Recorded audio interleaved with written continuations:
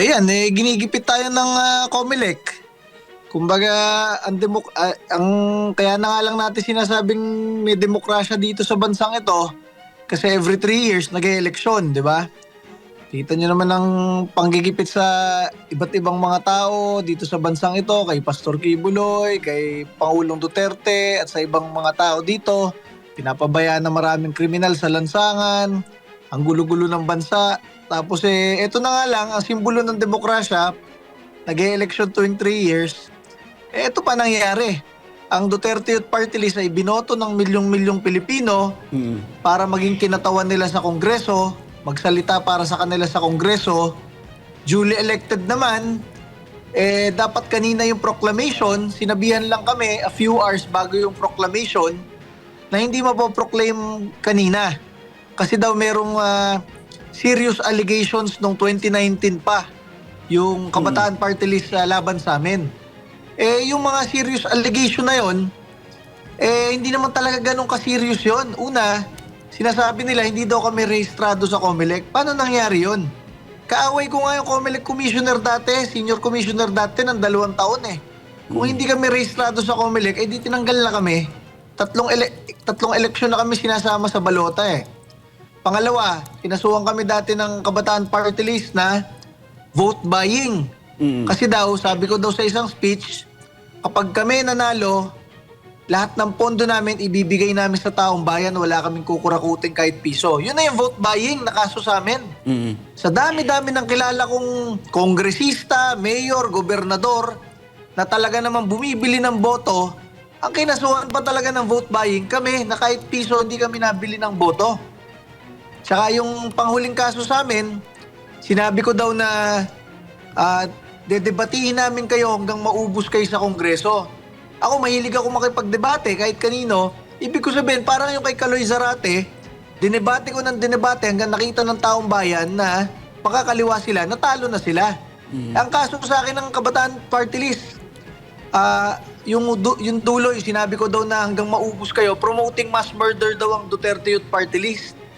Sabi ko, kami nga yung anti-NPA, kayo nga yung related sa teroristang NPA, kami pa yung violente. Yan yung mga kinaso sa amin noong 2019.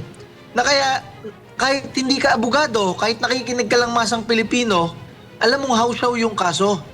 Ngayon, ang nangyari, bigla na lang binanggit kanina ng COMELEC na dahil daw doon sa serious allegations na yun noong 2019, hindi daw kami muna makakaupo. Kung pending na pala yan ng 2019 pa, bakit ng 2022? Pending rin naman yan, nakaupo naman kami, di ba? At pangalawa, hindi namin kasalanan na natapos na yung hearing ng 2019, hindi nyo pa dinismiss ng 2019. Bakit kami yung nagsasuffer sa tagal ng pag-resolve nyo doon sa mga house show na kaso na yon? Kaya kami, bukas, pupunta kami sa Supreme Court, sasabihin namin sa Supreme Court, merong grave abuse of discretion ang COMELEC dahil pinigilan nilang maproklama ang isang duly elected party list organization na may 3 kongresista. So sasabihin namin doon, bakit grave abuse of discretion? Discretion na lang nila kung kailan sila magpo-proclaim eh. Nakalagay naman sa Constitution at sa batas kung kailan magpo-proclaim after election. Kasabay nitong mga kanina, kasabay namin.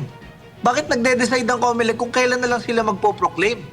Diba? So, grave abuse of discretion yan at i-raise po namin sa Supreme Court bukas po ng umaga. Sir, nabanggit po yung issue doon sa 2019 na reklamo nila. Kasama po ba doon yung issue doon sa mga edad ng representative po ng Duterte Youth? Yan, na-dismiss na rin yan.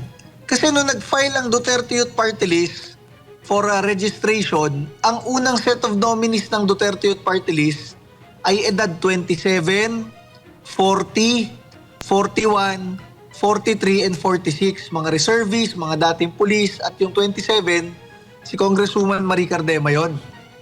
In-approve yun ng COMELEC and Bank kasi Duterte Youth and Professionals talaga yung nakalagay sa bylaws ng Duterte Youth.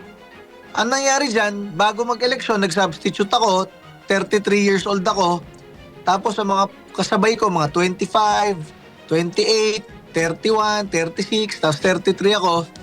So, ang pinalta namin, yung 4 na 40 years old na mas matanda sa amin, na aprobado naman ng COMELEC Ang pumalit, mga mas bata. Kinasuhan ako ni Guanzo ng misrepresentation daw. Sabi ko, paano naging misrepresentation yun? Kung yung unang in-approve nyo, apat doon, 40 years old, approve sa inyo, kasi pwede naman sa bylaws ng Duterte Youth yun, as a multi-sectoral party list organization, galit ka lang talaga sa akin, kaya ako hinabol mo. So, isa yan doon sa kinaso ng mga makakaliwa, na-dismiss naman sa COMELEC yan noong 2020. Niraise pa nga ng mga petitioner yan sa Supreme Court. Sabi nila, hindi po pwede maproklama si Congresswoman Cardema kasi hindi po rehistrado sa COMELEC yan. Pag-raise nila sa Supreme Court noong 2020, after 1 month, dinismiss agad ng Korte Suprema. So, dinala na nga nila, nag-forum shopping na nga sila, papuntang Korte Suprema, na-dismiss na. Kaya tumahimik na sila simula 2020, kalating dekada na. Niraise lang uli nila yung may pending silang mga house show na kaso nung Marso, nung nag-number 1 bigla ang Duterte Youth Party List sa survey. At ngayon naman, sinakyan na rin ng COMELEC. Sinabi nila hindi muna nila ipoproklama dahil merong serious allegations daw noong 2019 pa. Sabi ko, kung ganun ka-serious yan, ba't hindi nyo dinesisyonan agad noong 2019 pa? Sir, ano naman po yung reaction po ninyo dito po sa sinabi ni Kabataan Party List Congresswoman-elect Renico na deserve daw po ng Duterte Youth Party List yung nangyari po ngayon sa inyo, sir? Paano magiging deserve? Ang boto ng Kabataan Party List ay 312,000 lang.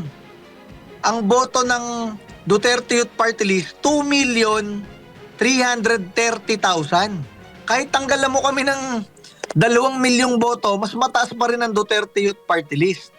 Ganong karaming Pilipino ang nagtitiwala sa Duterte Youth Party List. Kaya nga ang aming 3 kongresista, Congresswoman Drixie Cardema, 28 years old, galing UP, isang military reservist.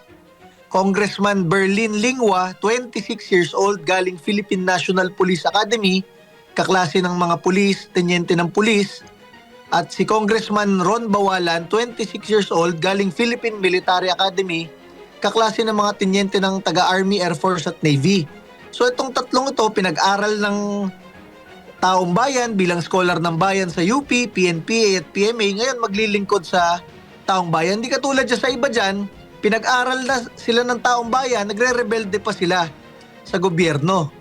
So, ang talagang deserve na maglingkod dyan para hikayatin ng mga kabataang Pilipinong maging disiplinado, maging handa sa bagyo at sa gera at sa kahit ano pang patungkol sa nation building, ay Duterte Youth Party List, hindi yung Kabataan Party List na yan.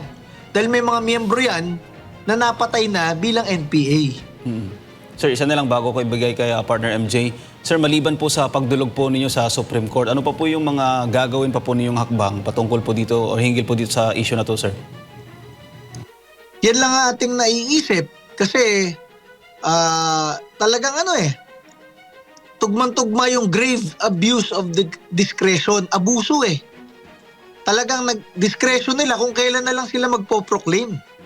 Wala naman sa rules yun na hindi sila magpo-proclaim. Nakalagay nga doon sa rules ng COMELEC. Kung wala naman final decision sa isang kaso at naiboto na at pwede ipo-proclaim talaga yan at mag-a-assume yan sa Kongreso. So, nagtataka ako bakit nila ginawang ganyan, sasabihin nila hindi muna ipo-proclaim. Trabaho lang naman nila magbantay ng eleksyon, mag-canvas at kung sino yung panalo, i-proclaim nila. Hindi sila yung nagde-decide kung kailan sila magpo-proklama. Sabi nila, tatapusin daw muna nila ang kaso. Lampas kalahating dekada na nga yung kaso. Diba? Para sabihin nila kanina na tatapusin muna nila, kailan pa yun? Uubusin nila yung termino na ibinigay ng taong bayan sa Duterte Youth Party List kung ganyan.